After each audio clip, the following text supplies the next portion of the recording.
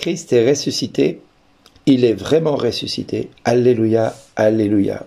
Et nous pouvons le redire à nouveau, Christ est ressuscité, il est vraiment ressuscité. Alléluia, alléluia. Nous sommes le 18 avril et nous pourrions le dire tout au long de cette journée, Christ est ressuscité, il est vraiment ressuscité. Mais si quelque part nous ne mettons pas la parole de Dieu en pratique, le fait de le dire ne fait pas de nous des chrétiens. Le fait de l'affirmer ne fait pas de nous des croyants. Non, ce qui fait de nous des croyants, c'est de prendre la parole de Dieu et de s'en emparer et de la mettre en pratique. Là, ça va faire de nous des véritables disciples du Christ. Alors nous pourrons dire éternellement, Christ est ressuscité, il est vraiment ressuscité, parce que nous mettons la parole de Dieu en pratique. Et les apôtres vivaient cet état de fait, cette réalité absolue. Et ils ne faisaient qu'un seul cœur, qu'une seule âme, comme au temps de la création. Quand Dieu créa l'homme et la femme, il ne fit qu'une seule chair.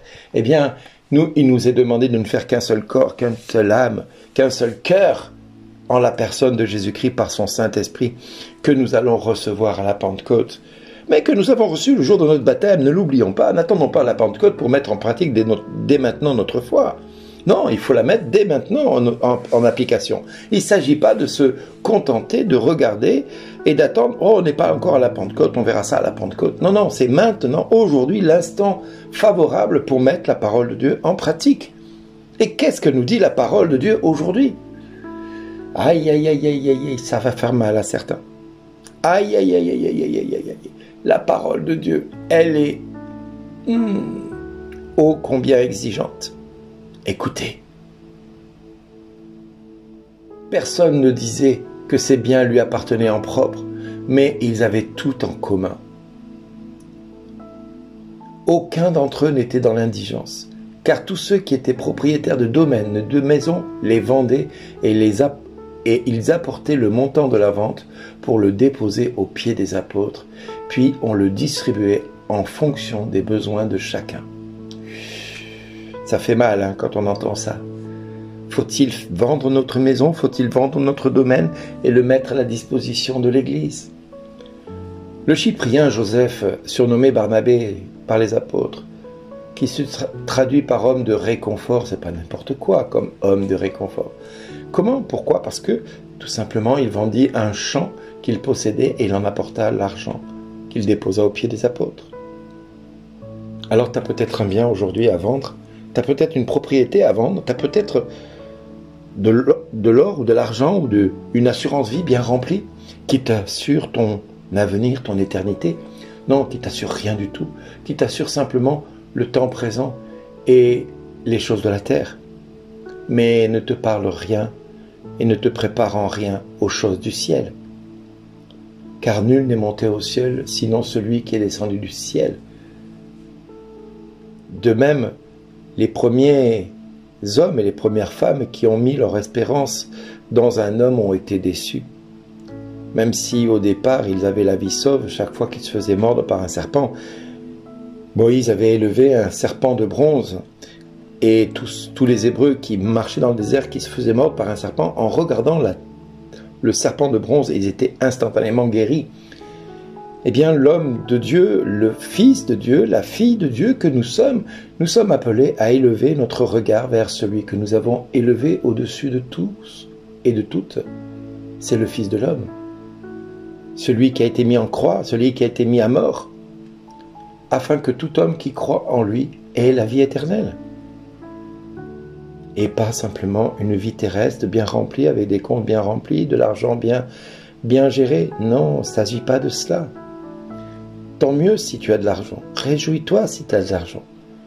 Mais que cet argent ne te donne pas l'assurance d'avoir la vie éternelle. Que cet or ne te prépare pas un enfermement dans un esclavage quelconque. Libère-toi de ce qui te lie à la terre. Parce que le Seigneur est roi, il est vêtu de magnificence.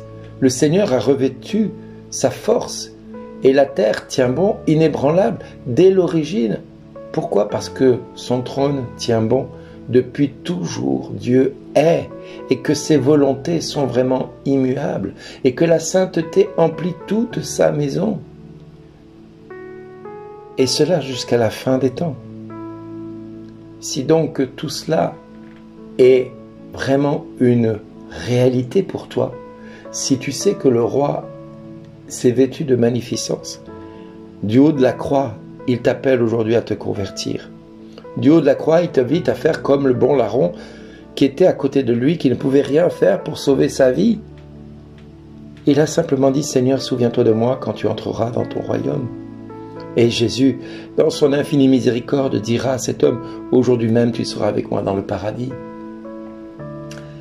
Alors tu ne mettras pas ta foi dans ton argent, dans ton or, dans tes assurances vie, dans ta maison, dans tes biens matériels. Non, tu vas mettre ta foi en Jésus qui a été élevé sur la croix et qui t'appelle à te convertir, qui t'appelle à donner ta vie à lui et à espérer de lui.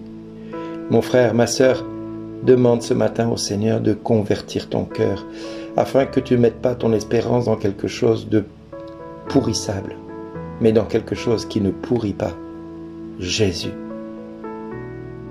Père, au nom de Jésus, donne à mes frères et à mes sœurs l'audace de croire que tu vas pourvoir à tous leurs besoins et que tu n'as jamais entendu dire que quiconque t'invoque ne soit déçu un jour.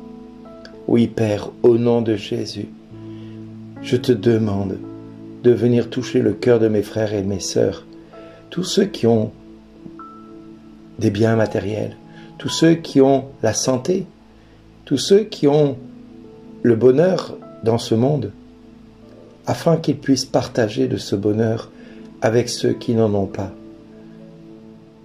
de partager de leur superflu avec ceux qui n'en ont pas, et de partager de leur nécessaire avec ceux qui n'en ont pas, parce que certaines personnes n'ont même pas le nécessaire pour vivre.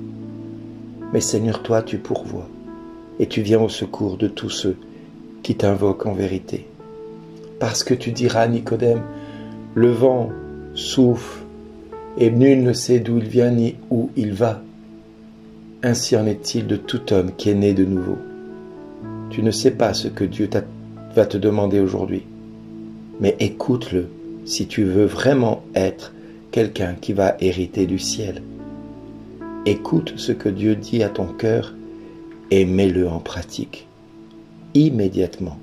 Ne perds pas de temps, car le temps est la seule chose que tu ne possèdes pas. C'est le temps de Dieu. Le temps est le temps de te convertir maintenant. C'est l'instant favorable pour toi. Merci d'exister. Au revoir.